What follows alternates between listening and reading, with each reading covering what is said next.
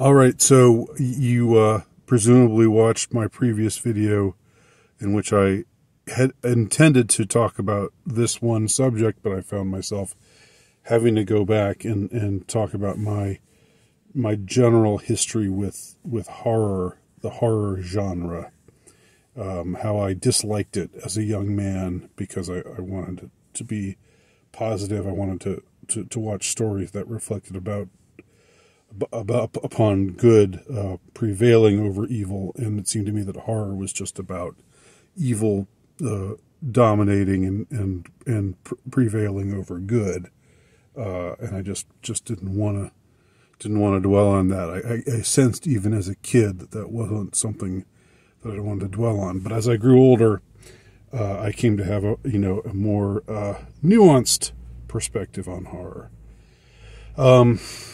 And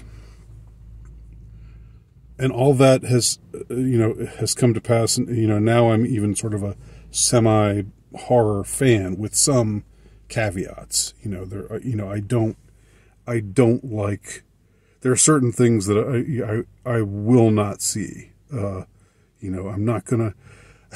Maybe this is partly being old, and just knowing no. I don't have the stomach for that.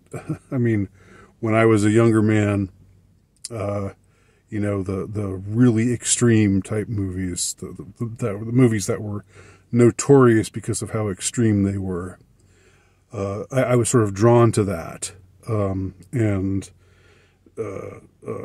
so I ended up watching a bunch of movies. Like around the early 90s, there was a movie called The Cook, the Thief, His Wife, and Her Lover, which was very disturbing, but also very well done, very, very well made. It was one of the first movies with the NC-17 rating. Also Henry, Portrait of a Serial Killer, featuring good old Michael Rooker, who plays a terrifying redneck in every movie that he's in. That was the first time he played his lovable, terrifying redneck character. He was the titular Henry. But now, when I hear about movies like Cannibal Holocaust or Salo, or the Serbian film, or what have you, I'm just like, no. Not going to do it. Not going there. But last night I watched on Netflix this movie, which would be in the horror genre, but it's not a particularly extreme version of horror. It's even rated just NC-17. And it's called Prom Night, and it's a movie from, I think, 2008, so several years ago. And as I said, it's not that radical or gory or extreme, but I found myself, as I was watching it, thinking to myself, why is this, why make a movie about this? And it was strange. Like I said, it's a strange,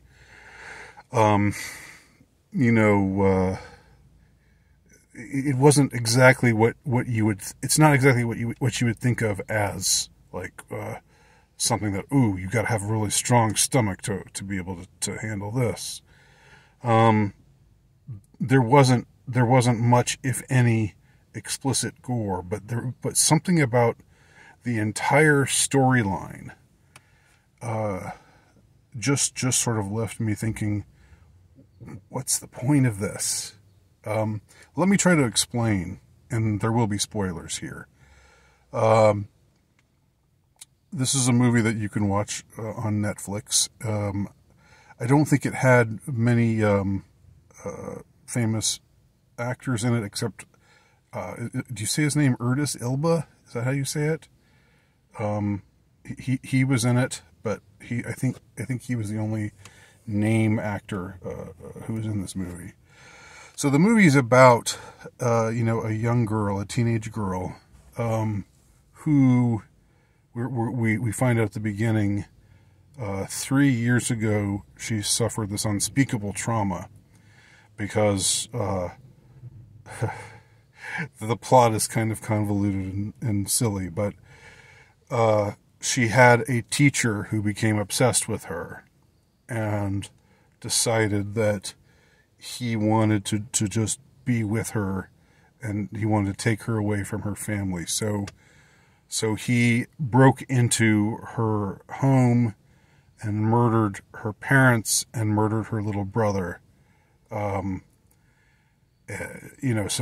Ostensibly just so that they could be together. But then they captured him and put him in maximum security prison, and for 3 years, he's been in prison. And now she's living with her aunt and uncle, and she's slowly recovering from this massive, trauma that she suffered as a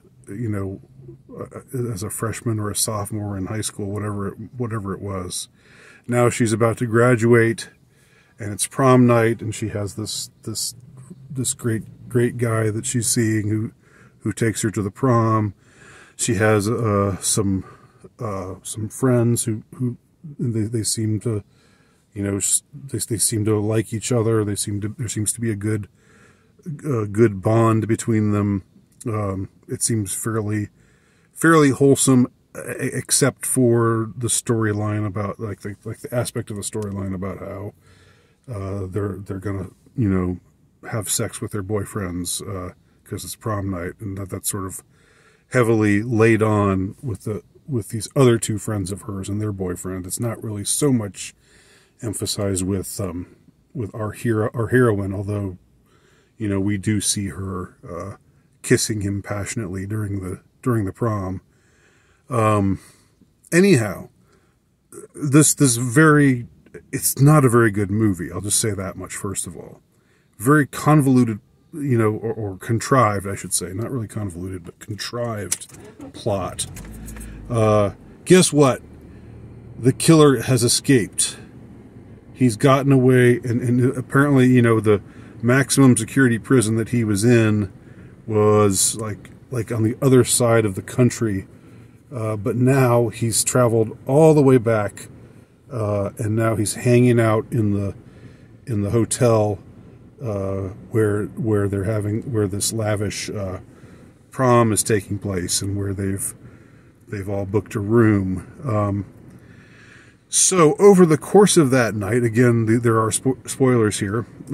After the police chief, played by Erdis, what's his name, however you say it, after he finds out that this killer is now escaped and on the loose again, and could it be that he would come back and try to, because he was so obsessed with our heroine, would he come back to the same place where he committed his awful crimes before, and start killing again?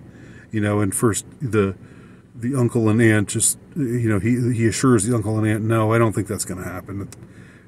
Just because he escaped, he's still miles and miles away. Well, guess what? He does show up, and he does start killing people. And this time he ends up killing this girl's boyfriend and her two best friends, and a few other people. But I was just thinking, and so she's finding herself face to face with him again, struggling with this, fighting this evil that she thought she never would have had to deal with again in her life. And I was thinking to myself, why would they put this character through this? There's something mean about this. There's something just sadistic about this, about having this vulnerable young character, having this killer kill her whole family, including her younger brother, and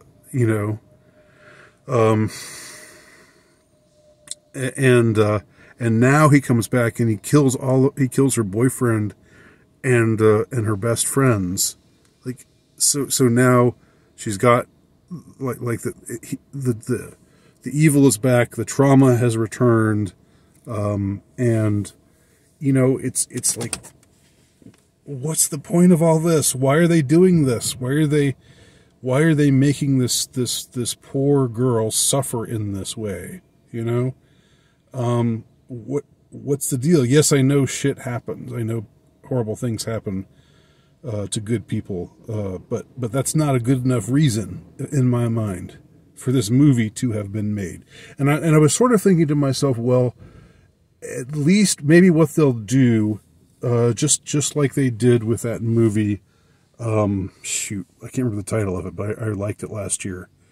The movie with Ethan Hawke about you know, a kidnapper and killer of boys, and I'll remember it as soon as this video is over, but I can't remember it right now because it was my favorite movie of I think 2022. But the point was, at the end of that movie, you know, you had this young protagonist go through all of this agony and turmoil and trauma, and then he learns to be the guy to face his fear and to kill the killer, to kill the guy who's the sicko who's killed so many other boys before him, and now he's gonna be the one to end his reign of terror. And that, you know, there was something, you know, to pardon the phrase because this phrase has been abused, but there was something more empowering about that. There was something more positive about that.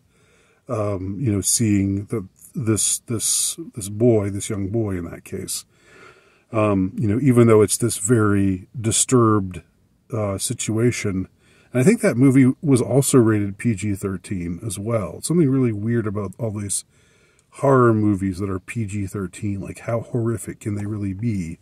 But this movie was pretty creepy.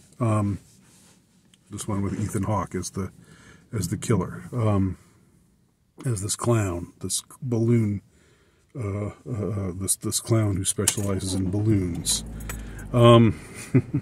So I was thinking it was going to be something similar to that here in this movie, Prom Night. I thought, we'll have the girl face her killer. You know, maybe we'll find out a little more about what actually happened, how, you know, what transpired between the girl and the teacher, how the teacher got to develop such a powerful obsession with her that he just lost it and, you know, went crazy and decided to murder her whole family.